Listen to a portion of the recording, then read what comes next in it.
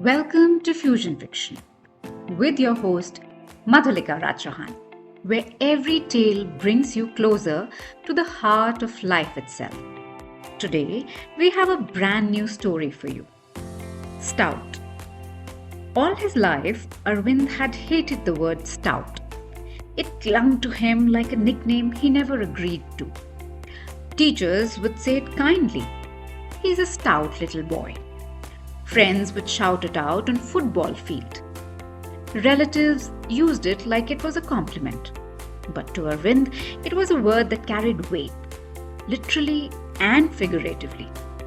He wasn't fat, not exactly, not in a way that stood out. But stout, that word made him feel square, immovable, inelegant. He would have preferred solid, maybe even resolute, but stout, that word made him wince every time. He had grown into a quiet, bookish man. He was still stout, still sensitive, and still wore loose clothes.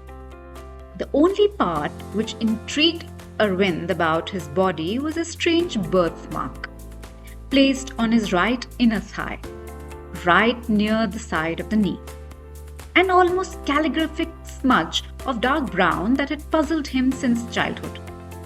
During quiet afternoons, under the neem tree's shade, he would trace the mark's outline with his finger.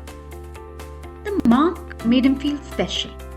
He imagined himself to be a lost scion of a royal family from a far-off land, who had been dropped off unceremoniously into his present surroundings. He would often eye his childhood pictures with suspicion. Sometimes he found his nose different from his eye and Baba, and other times his eyes. His grandmother, whom Arvind was especially fond of, would tell him that it was a sign that his soul had been marked by the gods for something special. She would lovingly massage his legs, and when she would reach the place near his knee, her hands would stop, and her fingers would linger on the sign, tracing the outline. Each time her eyes would light up, making Arvind feel special and unique. The grandmother had died, and Arvind stopped feeling special. The memory of the birthmark had almost faded into the background of his consciousness, just like the long line of books in the corner rack of the bookstore he worked in. Until his 35th birthday, when the memory of the birthmark was brought to the fore. When, on a regular day, while packing the books in a brown paper bag, a strange woman approached him. The bookstore was unusually crowded as they were hosting a budding poetry reader. She had silver hair, but her skin looked younger, perhaps nearing 40. Her eyes so dark they seemed to absorb light rather than reflect it. "You carry a mark," she said, without introduction. Her English carrying a faint accent he couldn't place. "Ancient knowledge written in your skin." Arvind had stiffened.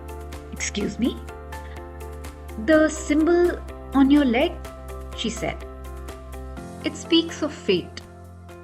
But before he could ask how she could possibly know about his birthmark, she had disappeared among the bookshelves, leaving behind only the scent of jasmine and a small, worn business card that read, "Madam Lin, Interpreter of Science," with an address in the old part of the city. He had stuffed the card into his pocket, unsettled but intrigued. That night, he examined the birthmark more carefully than he had in years, tracing its peculiar lines and curves with his finger. It did look like a writing, now that he thought about it. Perhaps some kind of character or symbol. He couldn't decipher. The next day, at their weekly lunch, he told Kabir about the strange encounter. His friend had laughed it off initially, suggesting the woman was probably just a scam artist looking for a gullible victim. But how did she know about the birthmark? Arvind insisted. "No one can see it unless you're parading around with your pants off," Kabir finished with a grin. After a few more drinks, he leaned in closer, studying the photograph of the birthmark on Arvind's phone. You know, he slurred, that thing actually does look like a Chinese character. Arvind blinked. What? Kabir set down his beer, suddenly serious. Look, I've been your friend for 15 years. I've watched you hate yourself over a word that shouldn't matter. He pulled out his phone. You know what? I'm going to help you figure this out. My ex-girlfriend was a Chinese American. You remember? She taught me some characters before she dumped me for being culturally insensitive. He grinned ruefully. Maybe I can finally put that knowledge to good use. He scrolled through the characters, what appeared on his phone, trying to figure out one similar to the mark. I'm serious. You should ask someone who reads Mandarin. Maybe it means something deep, like destiny or dragon or disgrace, Arvind muttered. Kabir grinned. Or maybe stout? Though he laughed it off, the encounter with the mysterious woman and Kabir's observation haunted Arvind. Unable to sleep, he pulled out his phone and started searching for Chinese characters, scrolling through the pages and forums. He even uploaded a blurred, cropped photograph of the mark to the Reddit thread titled, Do Chinese characters ever appear in birthmarks? Reddit users responded within hours. Some helpful, others downright bizarre. One person said it looked like a character of dog. Another said strength. Another simply replied, looks made up. A few suggested it might be an ancient form of Chinese writing, predating modern standardizations. Most disturbing was a private message from a user named Lin of Science, who sent only, the mark chooses its bearer. Come find me when you're ready to understand. The account was deleted before Arvind could reply. Arvind had buried Madam Lin's card deep into his drawer. He took it out sometimes, turning it over in his fingers, but never quite finding the courage to visit the address. Instead, he sought more conventional sources of information. He approached a Chinese calligraphy professor who was visiting a literary festival a renowned publishing house was sponsoring. The professor gave him a bemused look, squinted at the photo and said, not sure. Maybe a distorted version of something? Sorry, I can't say for sure. But as Arvind was walking away, the professor called him back. Where did you get this? He asked, his expression now serious. It's a birthmark, Arvind admitted. The professor's eyes widened slightly. Interesting. There are old stories in certain provinces. Legends about people born with writing on their skin. Messages from ancestors, some believe. He handed back the phone with a forced smile. But that's just superstition, of course. That night, Arvind dreamed of his grandmother. She was writing characters on his skin with a brush, dipped in ink that looked suspiciously like blood. Remember who you are, she kept saying. Remember what you carry. He woke in a cold sweat, the birthmark itching intensely for the first time in his life. The birthmark consumed his thoughts. Arvind found himself downloading language apps at 2 a.m., scrolling through characters, databases until his eyes burnt. He found himself drawing the shape of birthmark over and over on napkins, in the margins of books he was reading, in the stream of his bathroom mirror. You seem different, the shop owner, Mr. Deshpande, commented one day. More focused somehow. And have you lost weight? He studied Arvind through his pin's nest. It was true. His usual comfort eating had given way to strange new discipline. The more he researched the mark, the less he seemed to need the security of food.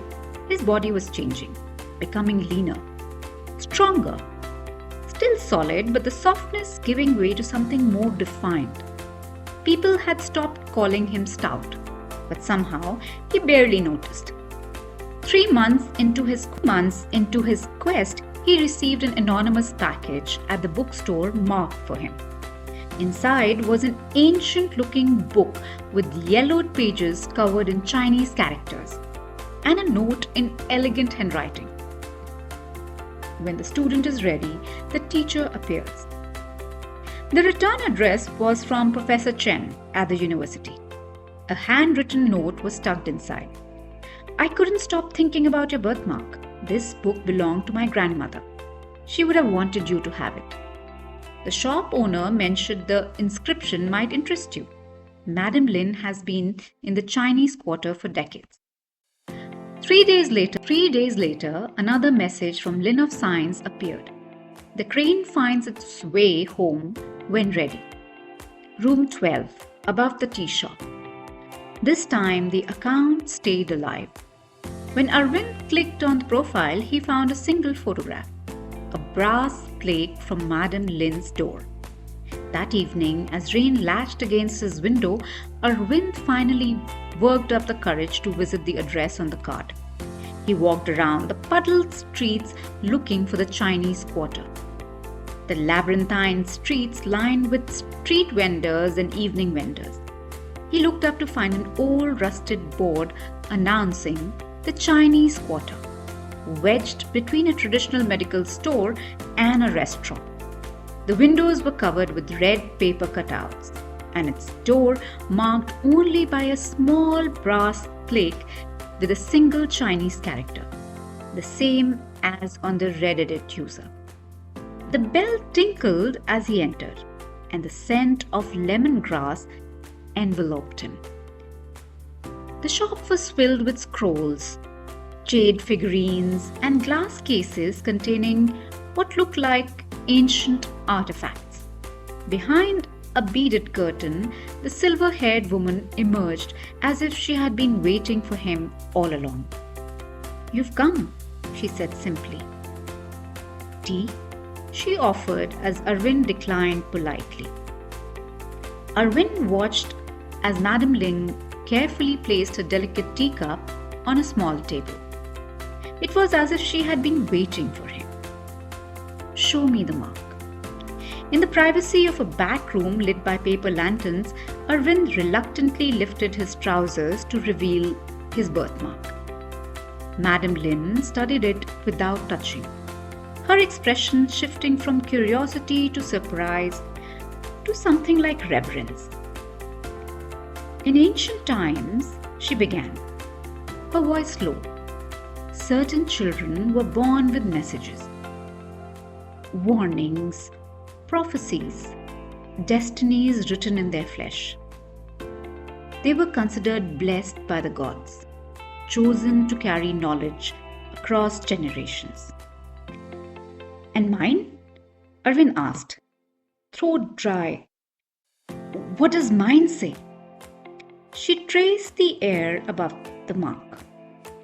"It's an old form of zhuang, a powerful character. It means strength, vigor, vitality." She looked up at him with those depthful eyes. "But in its oldest sense, it means one who stands firm like a mountain." "Like out?"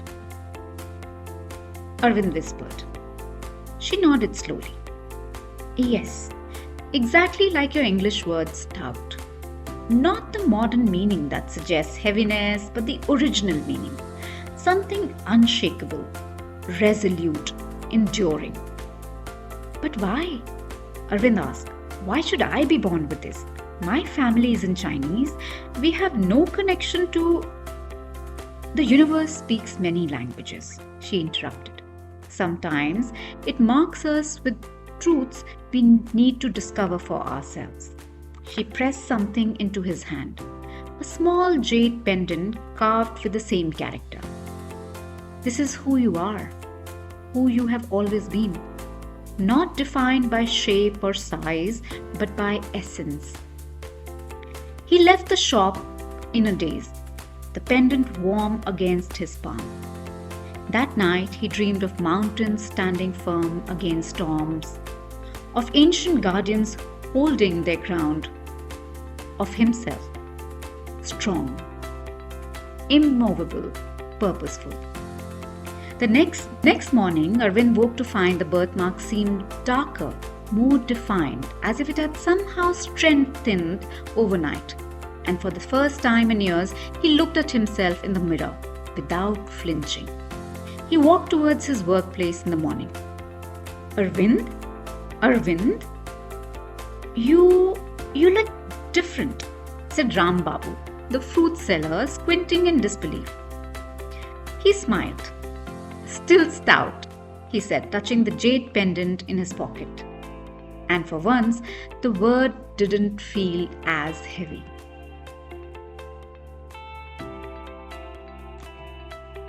With that, we come to an end to this episode. Let me know how you like this story. Share your thoughts with me on social media and write to me at madhulikarachauhan@gmail.com. I'd love to hear your stories too. Don't forget to subscribe to Fusion Fiction on YouTube and Spotify. Have fun until we meet again. This is Madhulika Ra Chauhan and you are listening to Fusion Fiction.